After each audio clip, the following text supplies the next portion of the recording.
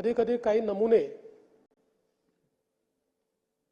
चुकीचं वक्तव्य करतात, माज आणल्यासारखं करतात. अशा माजोरड्यांचा माज उतरवल्याशिवाय आम्ही राहणार नाही. मंडळाच्या माध्यमातून मी ठणकावून सांगतो की कुठल्याही परिस्थितीमध्ये मराठी माणसावर अन्याय आम्ही होऊ देणार नाही आणि कोणाच्याही मनामध्ये शंका असण्याचं कारण नाही. मुंबई आणि महाराष्ट्र हा मराठी माणसाचाच होता, मराठी माणसाचाच आहे आणि मराठी माणसाचाच राहील. कधी कधी काही नमुने चुकीचं वक्तव्य करतात, माज आणल्यासारखं करतात. अशा माजोरड्यांचा माज उतरवल्याशिवाय आम्ही राहणार नाही. खरं म्हणजे भाजपचं सरकार आलं म्हणून हे झालं अशा प्रकारचं त्याला राजकीय रंग देण्याचं कारण नव्हतं. कारण शेवटी आपण राजकारणात शिरलो तर आपल्याला याचाही विचारभाई करावा लागेल की मुंबईमध्ये बसलेला मराठी माणूस हद्दपार का झाला, कोणाच्या काळात झाला, का त्या माणसाला मुंबईमधनं ठाणे, कल्याण, डोंबिवली, वसई, विरार त्याच्या पलीकडे जावं लागलं आणि त्या काळामध्ये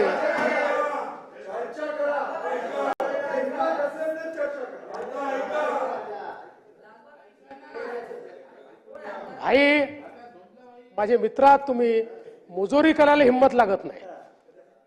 तथ्यावर बोललं पाहिजे आपण सगळ्यांनी आणि तथ्य हेच आहे. आज मुंबईचं सगळं रिडेव्हलपमेंट कधी झालं, त्या रिडेव्हलपमेंट मधला मराठी माणूस बिचारा कुठेतरी 300 स्क्वेअर फूट मध्ये बसलेला आहे आणि मोठ्या मोठ्या फ्लॅट मध्ये कोण राहत आहे त्या ठिकाणी. पण एक निश्चितपणे आपण सगळ्यांनी मान्य केलं पाहिजे, मुंबई महाराष्ट्राची आर्थिक राजधानी आहे. या आर्थिक राजधानीमध्ये देशभरातला टॅलेंट पूल येतो आणि ते सगळे त्या ठिकाणी राहतात. आणि मी हे बघितलेलं आहे, मुंबईमध्ये 3-3, 4-4 पिढ्यांपासून राहणारा उत्तर प्रदेशच्या एखाद्या जिल्ह्यातून आलेला व्यक्ती तुमच्या माझ्यासारखी उत्तम मराठी बोलतो, तुमच्या माझ्यासारखा आपले सगळे सणवार त्या ठिकाणी साजरा करतो. किंबहुना गणपतीसारखा आपला सण हा ज्यावेळेस तो साजरा करतो त्यावेळेस तो उत्तर भारतीय आहे की मराठी आहे असा प्रश्न आपल्याला पडावा. अशा प्रकारची परिस्थिती आपल्याला पाहायला मिळते. मात्र हे जे काही लोक असा माजोरडेपणाने या ठिकाणी बोलतात त्याच्यामुळे मुंबईच्या सोशल फॅब्रिकला देखील एक प्रकारचं गालबोट लागतं आणि म्हणून मराठी माणसाचा आवाज म्हणून या विधान परिषदेच्या माध्यमातून, विधानमंडळाच्या माध्यमातून मी ठणकावून सांगतो की कुठल्याही परिस्थितीमध्ये मराठी माणसावर अन्याय आम्ही होऊ देणार नाही आणि प्रत्येकाला काय खायचं याचा अधिकार आणि स्वातंत्र्य हे संविधानाने दिलेलं आहे. एखाद्या समाजाला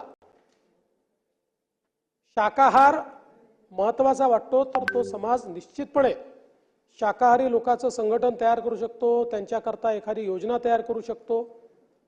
पण इन जनरल अशा प्रकारे यांना आम्ही राहू देणार नाही, त्यांना आम्ही राहू देणार नाही, घर नाकारणं अशा प्रकारचे अधिकार कोणालाही नाही. मला असं